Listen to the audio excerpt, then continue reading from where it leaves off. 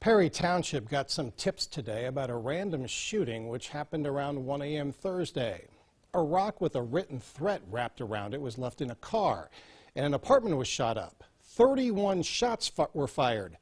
Police say two types of guns were used. They think that indicates two shooters, but they don't know why. Now, the person in the apartment told them the bullets missed him by 2 feet. They also think he was not the intended target. We vetted him pretty well. Spoke with his employer and his family and his friends, and everyone just says he's a normal guy who goes to work and kind of leaves everybody alone. Police need more information to figure out who was the intended target and the reason for the shooting. Coming up at 6, I'll share the story of another unintended target in the apartment next door.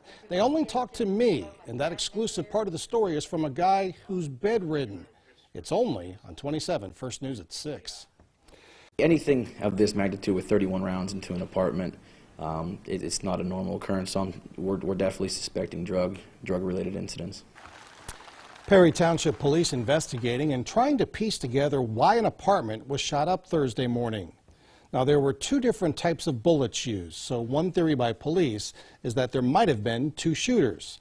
Today, I went to the neighborhood and talked with people who live there. One thing is for sure, the shooters picked the wrong location, and the neighbors were glad they didn't get hit either.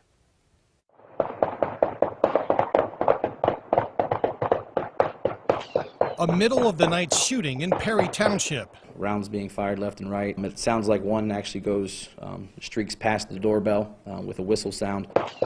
31 shots at an apartment. The bullets missing a man by less than 2 feet. He told me off camera it sounded like the 4th of July. His son, a 4th grader, was close by. The shooter or shooters also threw a rock with a threat attached to it into a car. Police are checking all of it. We have some leads right now that indicate that they may have been searching for somebody else, and just with not being familiar with the apartment complex may have picked the wrong apartment. I came through there. The bullets were also close for Karina Moore, next door. She heard the 1 a.m. shooting. I heard like hell hitting up against our windows. Into my kitchen, above my cabinet here. Moore showed me where bullets came in the apartment, where she cares for her brother, Harry Johnson. He's bedridden. Yeah, I couldn't hit the floor very easily. Harry Johnson broke his neck in 1981, can barely hold a fork or spoon, and he's diabetic. He felt lucky not being the intended target. Everybody's got their time, I guess.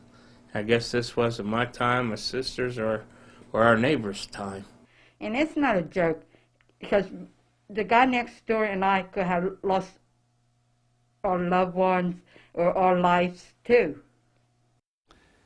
Perry Township Police suspect that they may know who the intended target was, just need some more information.